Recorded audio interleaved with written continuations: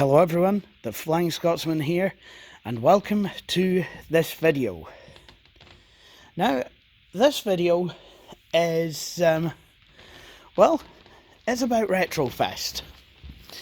So, let me take you to the RetroFest corner, will I? And we can see what all's going on there.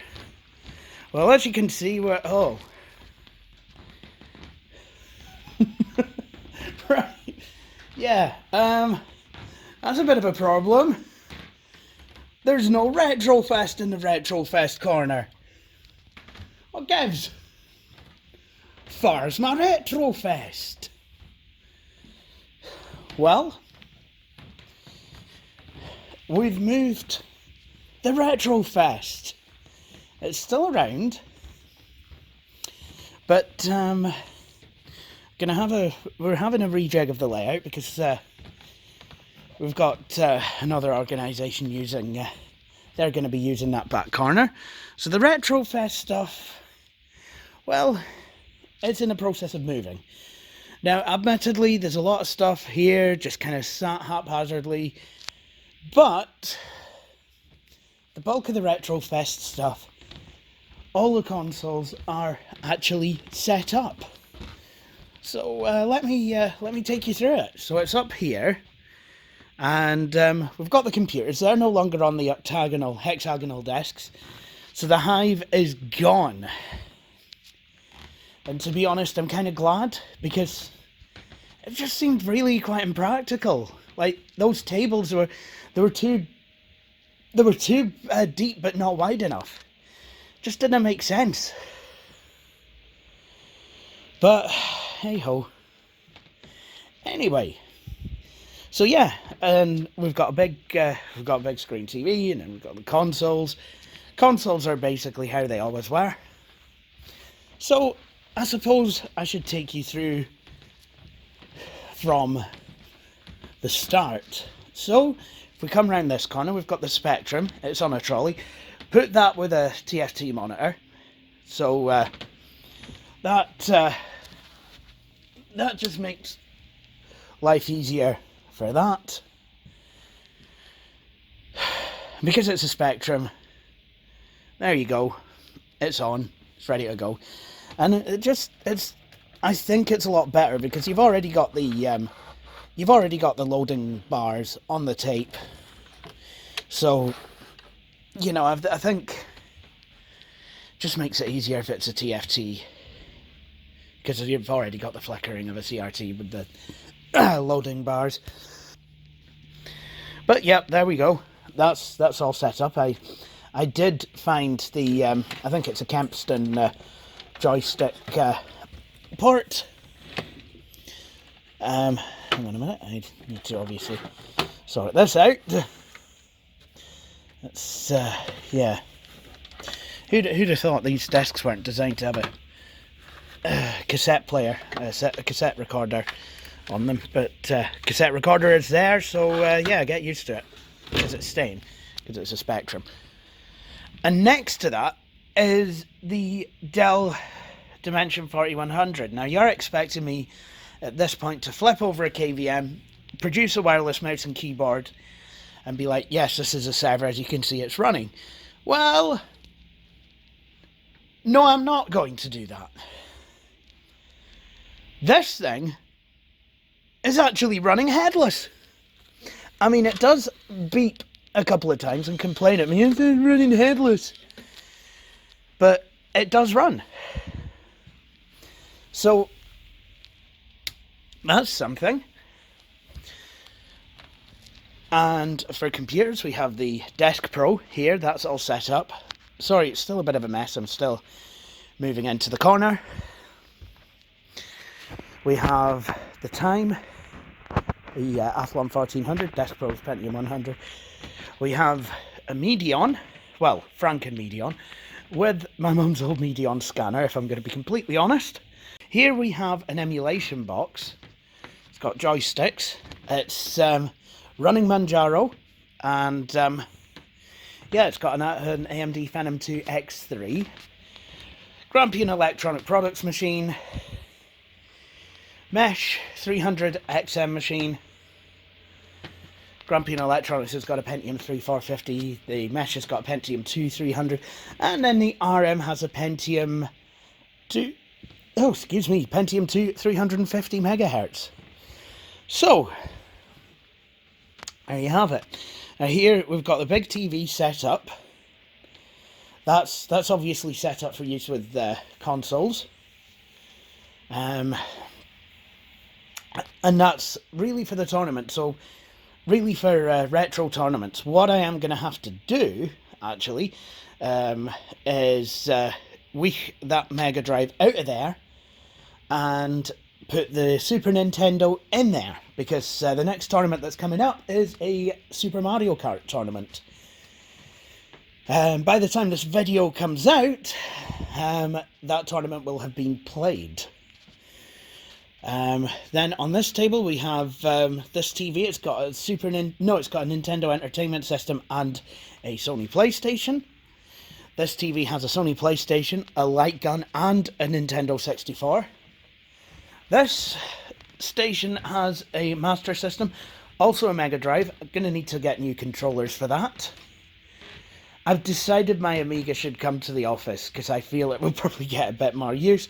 Then there's the SNES. And then we have this setup with the steering wheel, pedals, and there's a PlayStation 2 and an Xbox. And I've replaced that Samsung TV with this Samsung TV, which is bigger. So there you go. So the Mesh then. What about the Mesh? Well, the Mesh has been a problem child. It's been acting a wee bit strange, and what you're hearing now is the Grampian Electronic Products machine attempting to, in fact successfully reading from and booting to a Windows 98 floppy disk that the Mesh has just told me needs formatted. Right. I don't know what's up with this machine. It's just not riding its white horse anymore. I've actually replaced the DVD drive in it. See? There we go. I don't know what's up with this machine. I hope the board's not on its way out, because slot 1 boards, you know, good slot 1 boards aren't the easiest to get a hold of.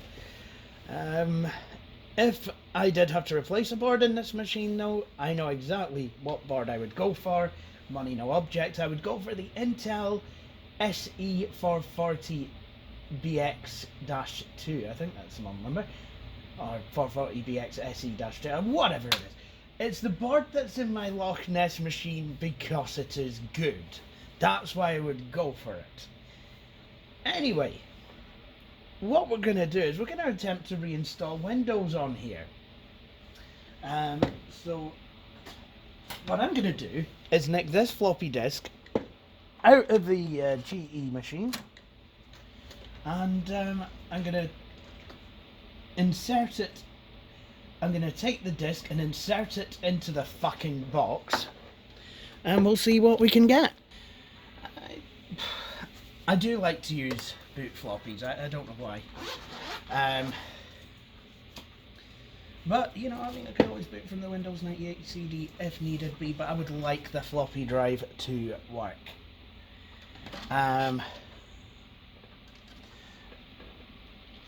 The drive that's in here currently is a DVD burner, and that doesn't actually seem to work, so we're gonna leave it in there.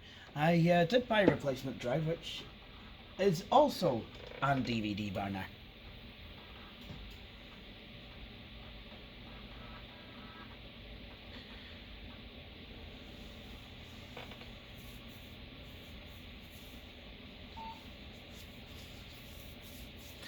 Right, so what we're going to do, we're going to format C/Q/S. We're going to have to do a quick format today because I'm running short on time, as usual, as always is the case here. I did full format it last time, so yeah, I really do apologise to those who like to see a full format. I am looking at, well, I know High Treason likes a full format on a hard disk.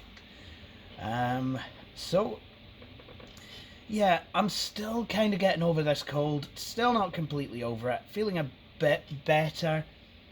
But my voice still isn't fully back. It's still crackling a wee bit.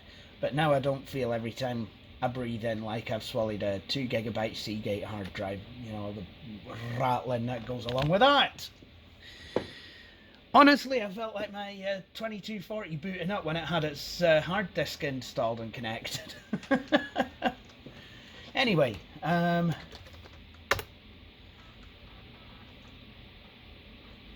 so you've seen Windows 98 installed a few hundred bajillion times, so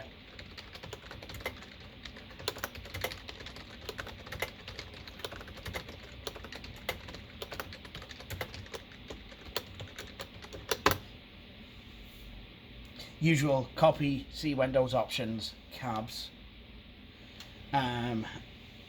Well, yeah, make directories Windows, within the Windows directory make an options directory, within the options directory make a cabs directory. It sounds like an old kind of kiddies folk song where like the Rare Bog or Atlan Bog at this point. And in that Windows folder there was a cabs folder, a Rare cabs folder, whatever.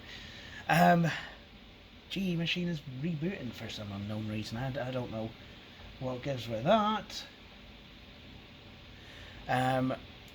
But yeah, anyway. No, I do not do safe mode. I don't know what the hell's going on there. So copying all the files currently to that folder. Therefore, if I need the Windows 98 CD, all the files are on the hard drive. No need to go scrambling around for disks.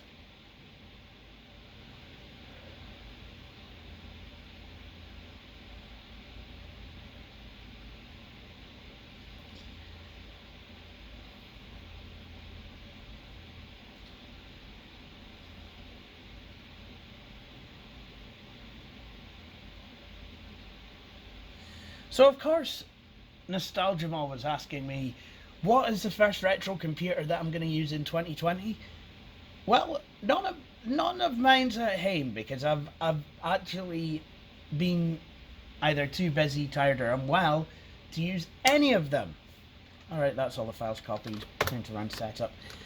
But first order of business for here was reshuffling everything. And part of that was setting up a terminal services server on the server for here, so that I could administer it headlessly. So I guess the first retro computer of 2020 I've used, and of the decade, fittingly enough, is the Dell Dimension 4100. Which, let's be honest, that's not a bad thing. Alright. Welcome to Windows 98 setup, blah blah blah. Yeah, but at this point it's usually time for a cup of tea. Probably is, actually. While that's doing that, I do have stuff to be working on here, so I will log into that.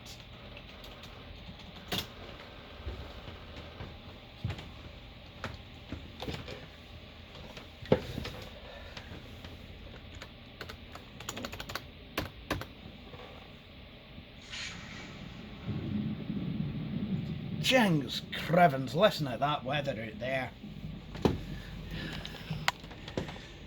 Nah, kidding on, it's just the Creative Labs sound driver.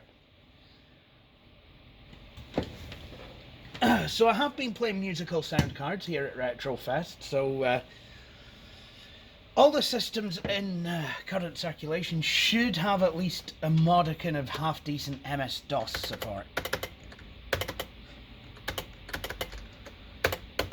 No internet connection sharing. We don't need that. Because there's no internet connection on this network to share.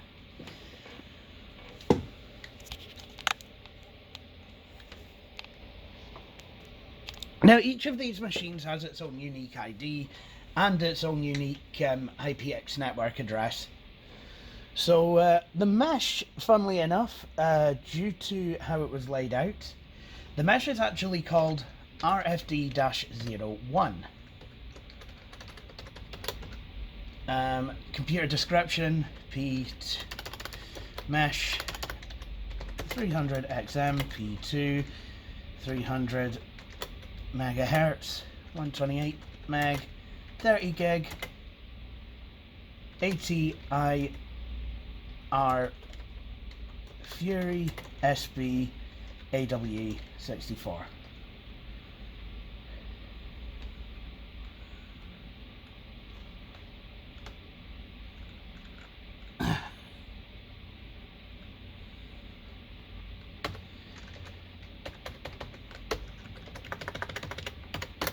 Everything will have to be set to British. Start copying files. I took the boot disk out. If I hadn't have done, it would have said, please remove the boot disk to continue. But here it is.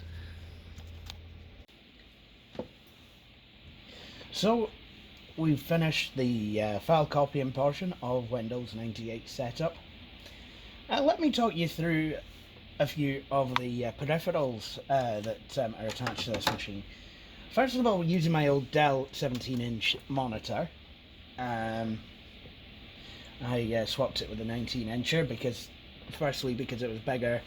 Secondly, it has DVI, so if anything goes wrong with my main monitor, I have a backup. Not very good at 5:4 resolution, but still, it's on backup. Anyway, using speakers, these can either work as active or passive speakers. We're using them in passive mode because the AWE64 sound card has an amplified port. Nice. Right, what else? Yes. Keyboard. It's this is a Logitech internet keyboard. Now, the reason I'm using this is it has volume down and volume up buttons, which work absolutely fantastically. But I couldn't find the Logitech keyboard software. But the Microsoft IntelliType software works perfectly fine with this keyboard. So, yeah, go figure. Mouse, just as standard, basic as you like. Wheel, 2 buttons with a wheel that clicks, so 3 buttons, whatever. Basic optical wheel mouse from Hewlett-Packard. And that is sat on a RetroFest mat. And then controllers, we have the USB version of the Microsoft Sidewinder joypad. The only difference between the USB version and the game port version, apart from the fact that one connects via USB, the other connects via game port, is on the game port version there is a panel that you can pull away to reveal a pass-through game port, and there is an extra button that allows you to switch between using the controller and using whatever's connected to the pass-through. And connected to the game port instead is a quick shot joystick cum flight yoke, which actually has a I forget what this is called, throttle. So this is pretty good. Right, time to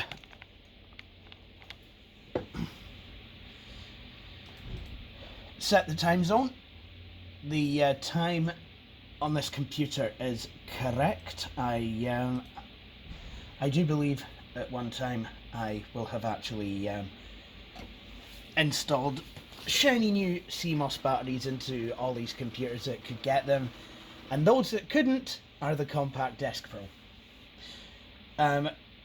That said, the Windows 2000 server on this network has an NTP server spun up, and I have I think it's called NetTime installed on the Compact, which synchronizes the time, and I'm going all croaky again. Rabbit. Anyway, yeah.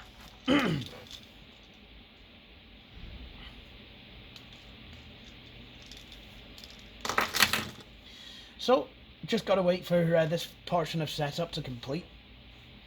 I mean, this portion of Windows 98 setup. I mean, really, you would think that it would be... You would think that it would take no time at all, and on newer systems, it does. On older systems, it can take a deceptively long amount of time. You know what I just realised as well? This drum animation, I always wondered what it was. But after watching a Deckard Games video, he actually explained it. It's a drum roll. That's what it is. It makes perfect sense. It's like, hang on a minute. It's like, nearly there. Or something, I don't know. When I was really young, like, well, 13, but yeah, I used to think, if it's a drum and it's updating system settings, is it drumming? You know, I always tried to figure out, you know, is it trying to play the beat of a bang up to date song? Like, what is it trying to play? But obviously this animation, you know, the speed can change, so it's really difficult. Sometimes it goes really fast, like sometimes it's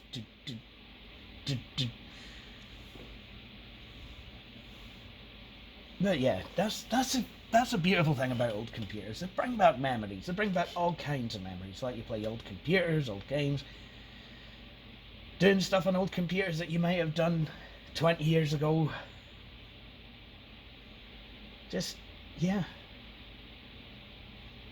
And I can barely believe now that, you know, next year marks 10 years since I started collecting. And just 10 years ago, 2010 was the year that Billy started making some of his greatest videos that I watched with great anticipation in 2011, going, oh, Jings, I wish that was me with all those computers. And then you get into some kind of millennial sludge where you become nostalgic about being nostalgic. And that's no good at all. That doesn't help anyone.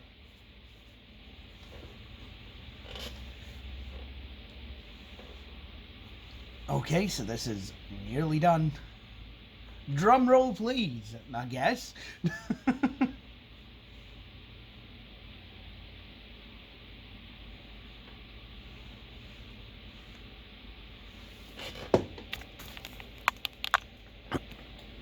Okay. Setup needs to restart your computer to continue. Your computer will automatically restart in 15 seconds or when you click restart now.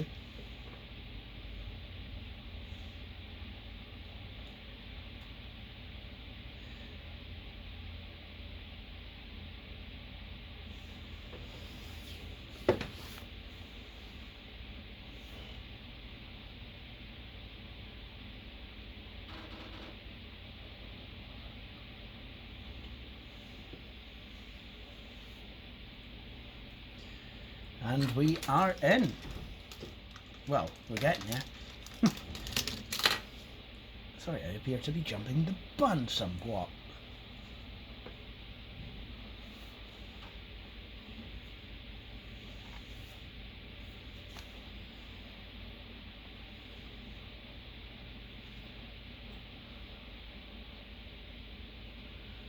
All right.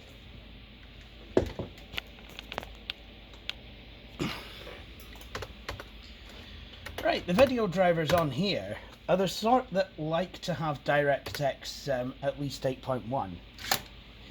Now, I don't want to connect to the network just yet. I want to get drivers installed, or at least the basic ones.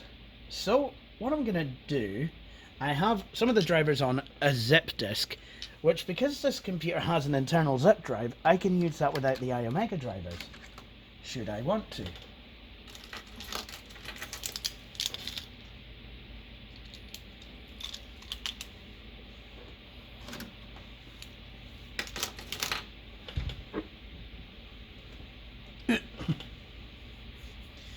Yeah, the sound is a bit dark. But it does improve when I actually install the sound drivers. Right, good.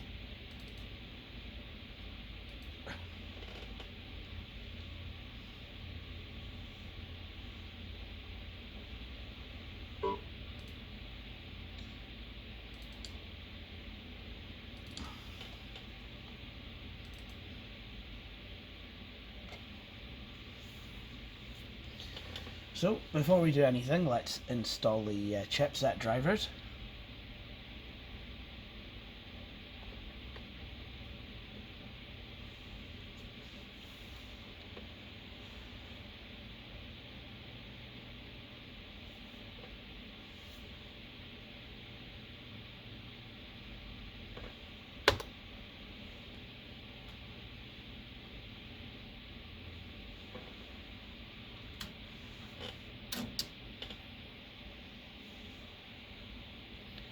Let's just eject this zip disk while the system boots.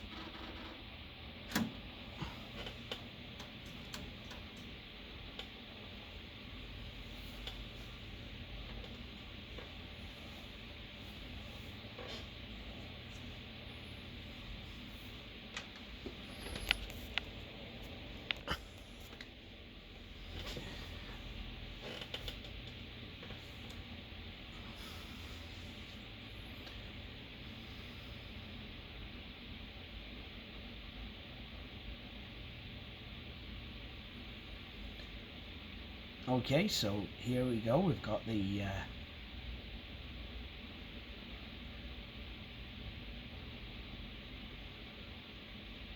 got everything installing now.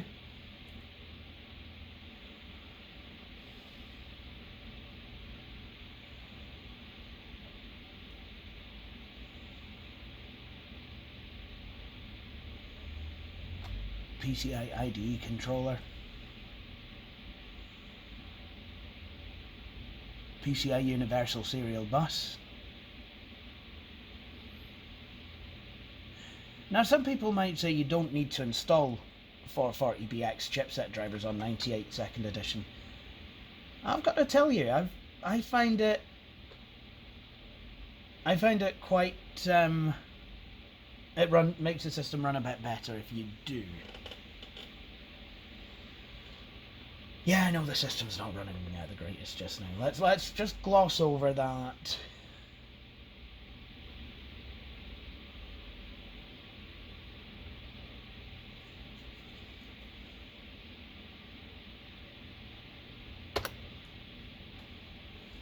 And let's also gloss over the fact that I'm restarting every time. Well, there's a good reason for that. It's chipset drivers. And on Windows 9X, I'm going to have to restart for the graphics drivers. He says as the monitor goes blank. That wasn't ominous at all. Oh, noes. Oh, James.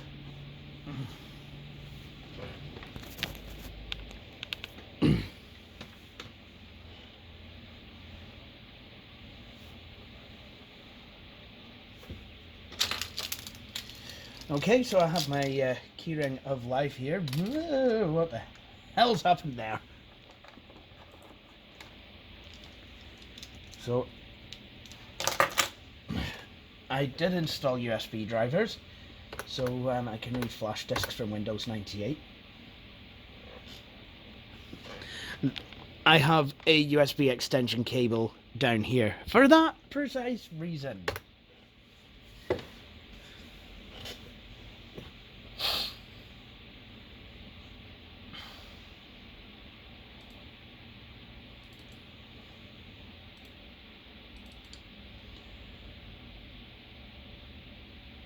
Okay, let's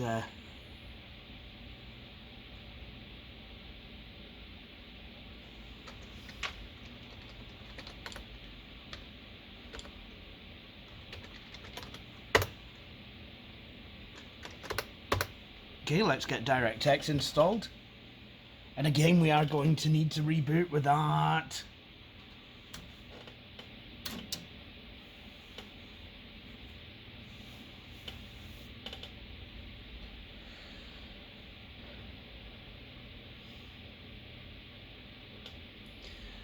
Yeah, I probably shouldn't have installed this from USB 1.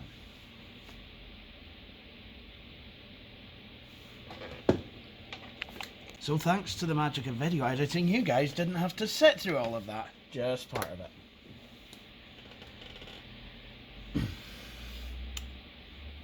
I don't know if it's the order that I install stuff, but I've had trouble installing things on this system. First time I installed Windows 98, I could not get the USB. I couldn't get this thing to install. Second time I couldn't get DirectX 9 to install. So, well, we'll just kind of see how it all goes, really, I guess. And you know, actually, I think I have enough drivers just to install the whole caboodle before connecting it to the network.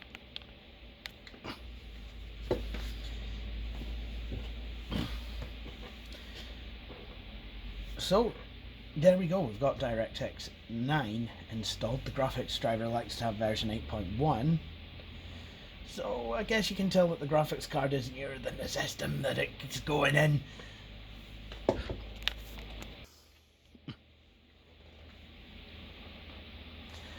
Or it could be that the drivers are newer.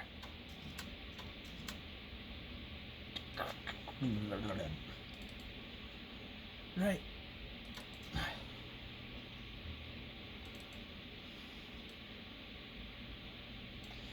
DirectX 8, blah blah blah.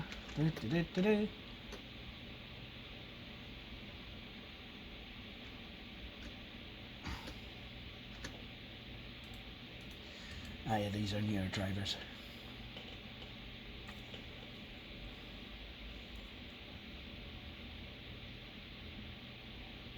Now this system did originally have a Matrox Millennium card installed. Unfortunately, it wasn't the best. Certainly with certain games, just didn't really go well, and so I just installed this ATI Rage Fury instead.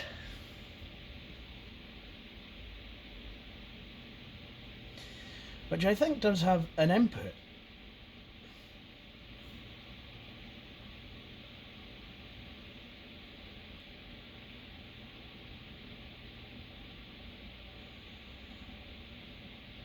Right.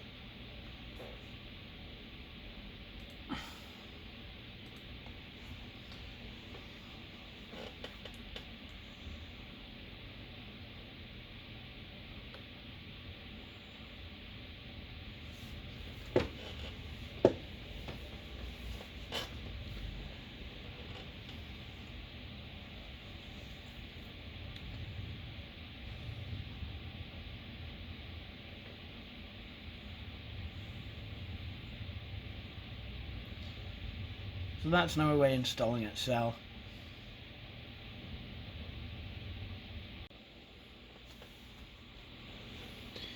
Okay, so already the colours look a wee bit better. ATI WDM Rage Theatre video. Specialised WDM VBI codec. Right, so I need to go now and tell it where the driver's at. ATI support. Here we are, ATI drive.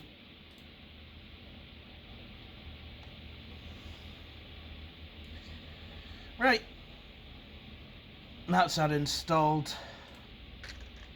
Using the TV display, yes, this system has, this card has got composite and S-video out. Right, I just want to go ahead now and set the color depth and resolution. So let's do that Now, so that's that done. So now it's time to change my mouse pointer so that it's big.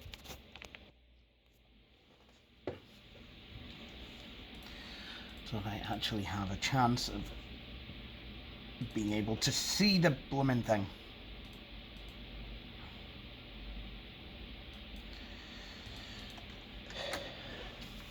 Let's install the audio drivers.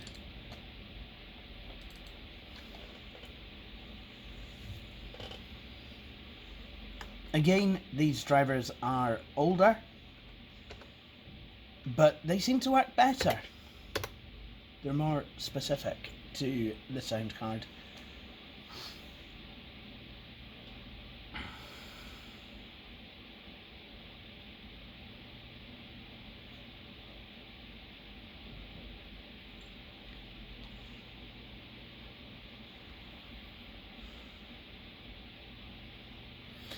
And they bring with them MS-DOS drivers, which is a good thing, considering that we now have some DOS games on the network.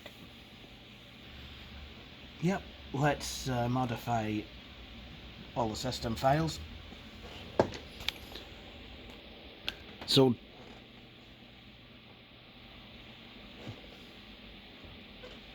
still no startup sound, but okay.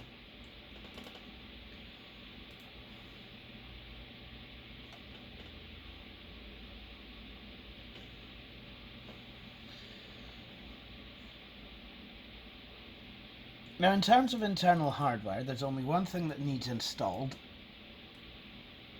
and we really don't need it. Now, I don't know why the sound is doing that.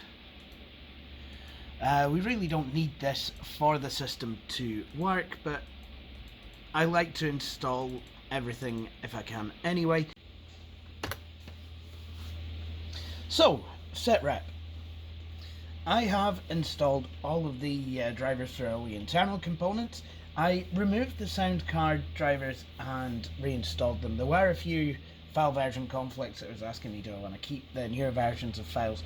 I actually decided to go with yes, and lo and behold, when Windows started, I got the full startup chime, which was good. Right, okay, so now we're installing Microsoft IntelliType. So what we're going to do is going to go for the Microsoft Internet keyboard, because that is very similar to the Logitech Internet keyboard.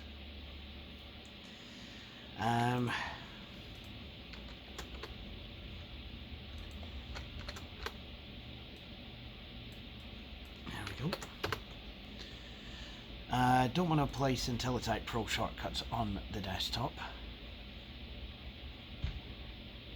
I don't feel it necessary. Alright. Quick start guide. Excellent. So, as you can see, if we turn the volume down and up, it will do that. Mute. Homepage. Well, that'll just take me to the internet connection wizard. Email, same thing. Files, that'll take me to Windows Explorer. Search, well, I'll pop up the search bar, which won't do anything because we're not connected to the internet. And even if we were, that doesn't work anymore. Do you know, I must admit, I do kind of miss that search bar that you used to get in Internet Explorer. I mean, that was hell of a useful, like being able to have your search results in a side window while you browsed the websites in the main window to the right. Why don't they have that anymore? Why did they get rid of that? Seriously, that was a genuinely good option. There's also kind of something that I found kind of magical about the internet at the time, because I only really got to access the internet from 1998 onwards, by which time we all had Internet Explorer 4 and that had the search bar. I did get to use IE3 at a later time. Yuck. But yeah, I mean, you had that wee search bar that would just kind of pop up, and it's like you'd type in your search results, and then it would just, yeah, you could look at the website. It's like, no, it's not that one. I'm just going to click the next result there. That was so useful. And there's a lot of things from the 90s and early 2000s which we look back on, and it's like, yeah, we liked it, but actually, now it's better. No, honestly, the internet search bar was a good thing that was useful, and it having been phased out is not necessarily a good thing. And adding it to the start menu was not the way to go about things. Sorry, Microsoft. Accept the facts. And let's bask in the fact that I can configure a sound card.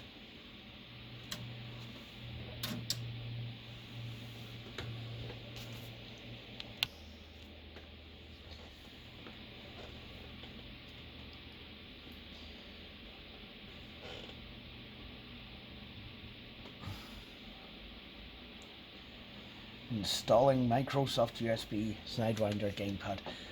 I hope this works. Yes, I am restarting again. Yes, I know I restart an awful lot. Isn't that funny?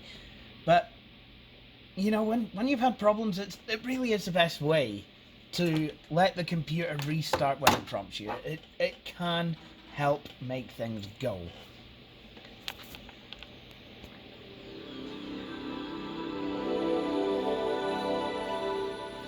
Right, do we have a working Sidewinder joystick?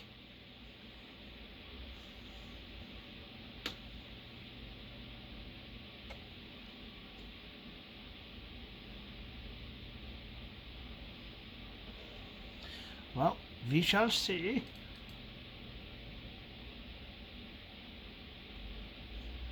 Right, we actually don't. I don't know what it conflicts with.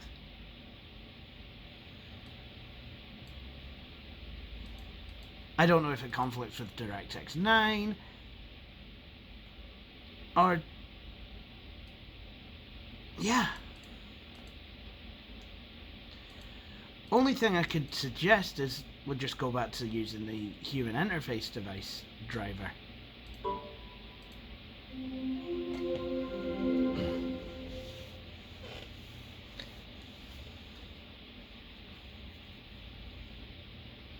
But then it doesn't recognise it as a Sidewinder joypad then. That's the only problem. Yeah, I honestly... But then I've not had other USB... All the rest of these joypads are... well, we've got the force feedback Pro joystick here. That one's the game port version of the Sidewinder joypad. But yeah.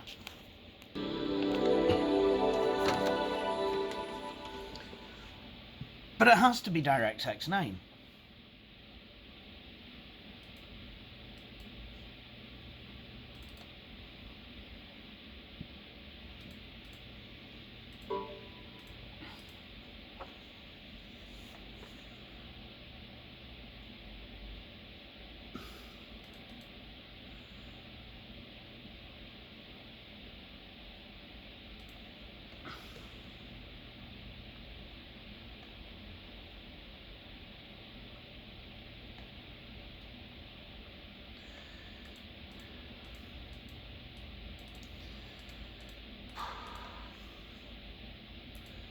So I don't know, do I just... So you can't really uninstall DirectX either. That's a problem, like, you can't actually... See, now it's just not letting me install any kind of USB human interface device on here.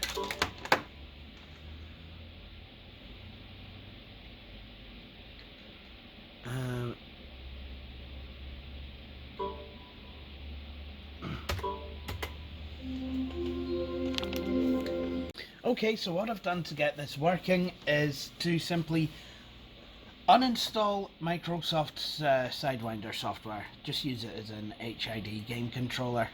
Seems that's probably what I'm gonna have to do.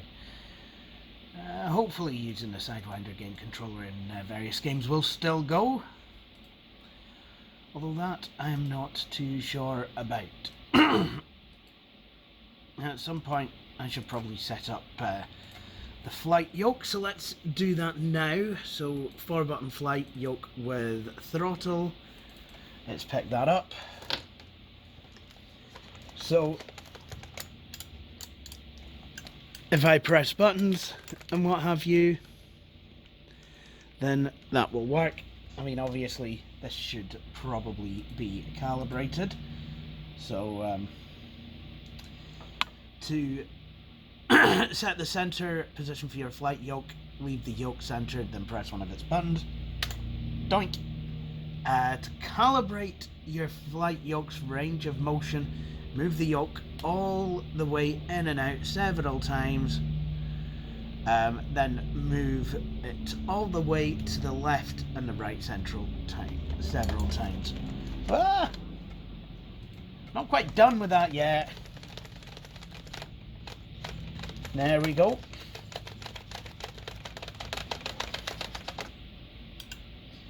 There we go. To confirm your flight yoke center position, leave the yoke centered and then press one of its buttons. To set the range of motion for axis 3, move it all the way up and all the way down several times and press a button. Well, that won't go all the way down, but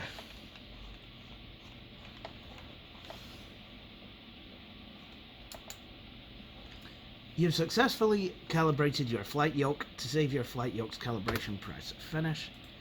And now it has a much better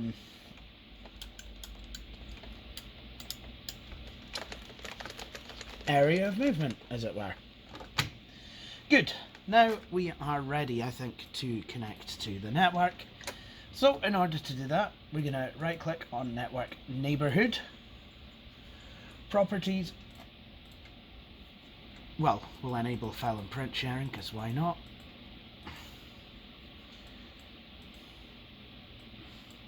Enable IPX.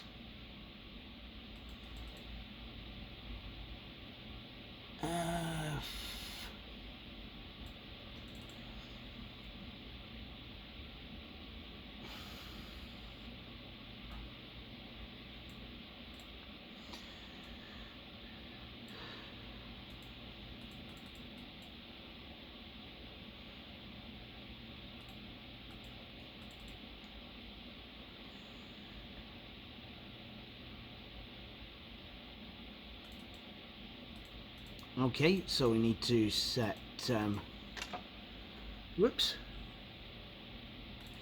we need to set the network address to 111 and frame type to Ethernet 2. There we go. And then we need to go into the client for Microsoft Network Properties. Tell it that we want to log on to an NT domain. Windows NT domain RetroFest. Oh, and while we're at it, I want to set everything so that the user profiles have are all custom.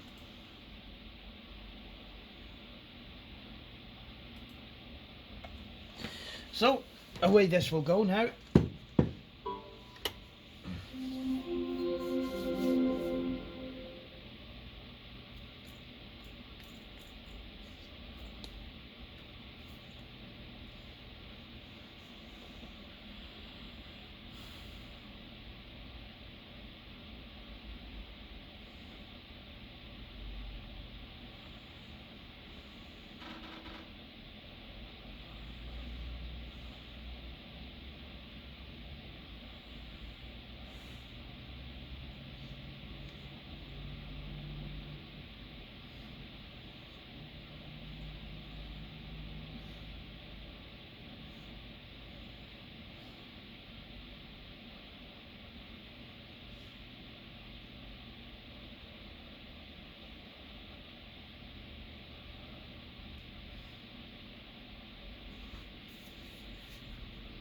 And there we go. So now I just need to log on. And it's verifying, well, it's sorting out the NT logon script. Now the next time I log on here, I will actually have the whatchamacallit, I will actually have the computer's policies downloaded. So I will get a wee message saying that this computer is used for well, the computer is meant for use by AAD or RetroFest service users. So, what I want to do with my user profile is change settings, and I want full access, well, basically I want everything.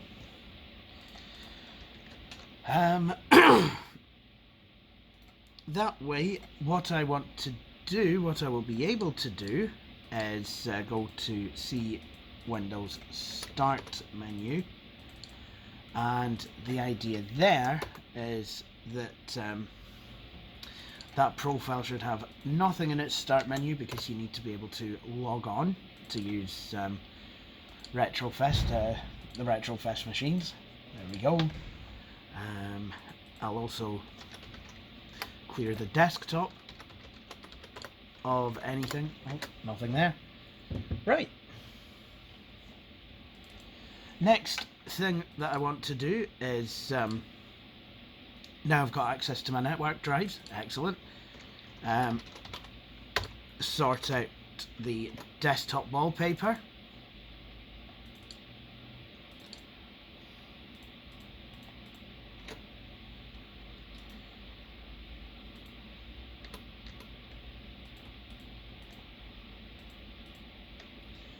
There we go.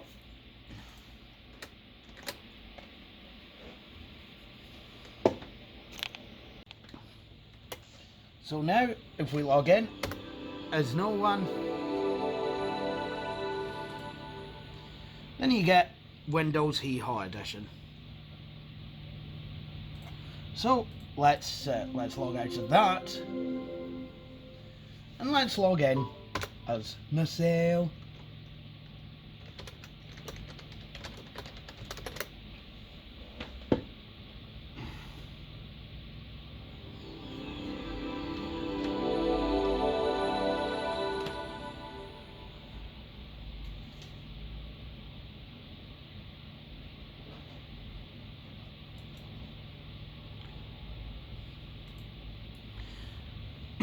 Quickly reset my color scheme.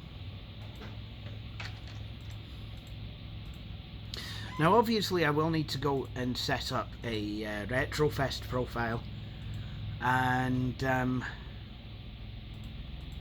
I will do that, but I am actually literally now running out of time, so I can't really do that today. But what I would like to do is show you this system working with some games.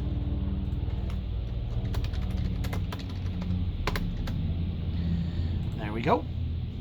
So let's install Ungame. Right, let's see if we can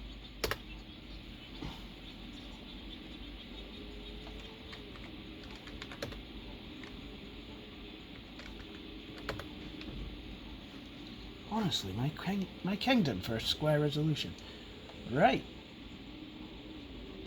That works beautifully.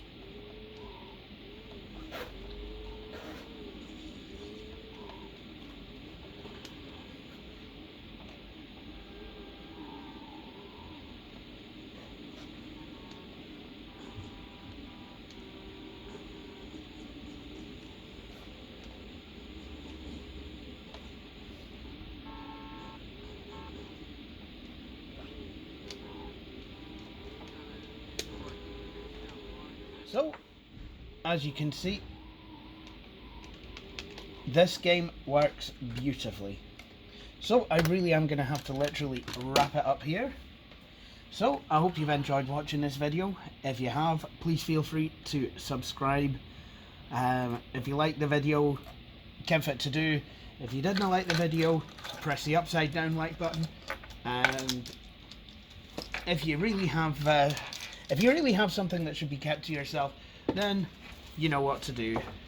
Just post your thoughts in the eject gallery down below. No, I'm kidding on. But thanks anyway for watching this video, and please join me for my next one. Cheery bye.